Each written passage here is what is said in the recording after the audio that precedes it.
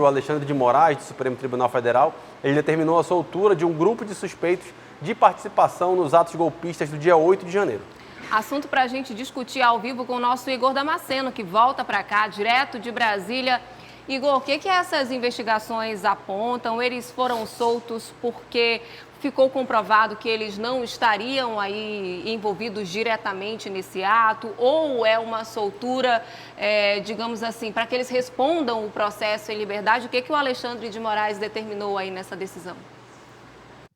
Por enquanto, nada foi comprovado e essas pessoas vão responder o processo em liberdade a partir de hoje. O ministro da Suprema Corte, Alexandre de Moraes, entendeu que essas pessoas não são financiadoras e também não participaram ativamente, não são as executoras principais do quebra-quebra aqui em Brasília no dia 8 de janeiro. É exatamente por isso que essas 137 pessoas foram soltas hoje do complexo penitenciário da Papuda e devem voltar, alguns deles já começaram a voltar para as cidades onde moram, a maioria do Sudeste e do Sul do país, também algumas pessoas do estado do Mato Grosso. Só que essas pessoas elas vão responder o processo em liberdade com medidas cautelares, entre elas o uso de tornozeleira eletrônica, também precisam atender a um toque de recolher. Quando cair à noite, essas pessoas devem estar em casa. Elas também tiveram o passaporte cancelado, tiveram a suspensão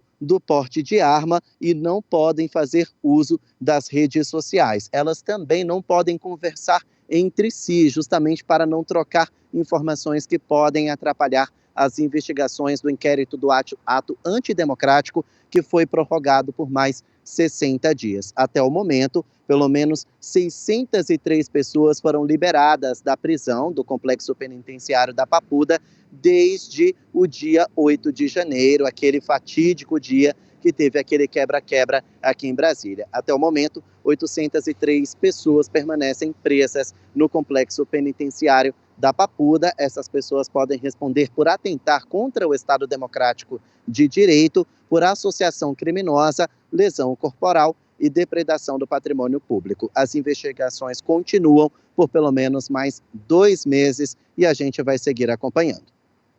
Tá certo, Igor, obrigado aí pelas suas informações. Só reforçando o que o Igor já comentou, a gente tem 7 amazonenses que estão presos lá e eles ainda não foram soltos, né, até aqui. Então eles continuam lá presos. O senador Plínio Valério, inclusive, recentemente foi lá acompanhar a situação. Visita, né? Vamos ver se nas próximas aí como é que fica a situação. Acho que essa pode ser uma tendência daqui para frente, irem liberando, né, aos poucos. Isso acontece exatamente. Igor, muito obrigada pela sua participação, viu? Falando em liberando, né, a gente vai liberar. Liberar você. Tem algumas pessoas que estão, claro, quase 900 pessoas, né, mais de 800 pessoas ainda permanecem presas, mas tudo isso acontece no momento em que há um movimento ali no Congresso Nacional para a abertura de CPI para investigar esses atos antidemocráticos aí do dia 8 de janeiro, tanto no Senado quanto na Câmara dos Deputados. Seria uma comissão mista, né? Exatamente. Já conseguiram um número de assinaturas, inclusive deve ter até uma resposta do Pacheco em breve para o Supremo Tribunal Federal, porque tem uma questão de condução ali dentro, né? As assinaturas foram colhidas na legislação passada, então tem que adequar esse documento para que seja dessa legislação, então é possível, dependendo, né, do que a gente possa ver nos próximos dias, que essa CPI aconteça e aí sim a gente vai ter uma investigação lá no Congresso Nacional de fato para ver o que vai acontecer. A investigação segue no STF, mas também vai ter o trabalho dos parlamentares aí.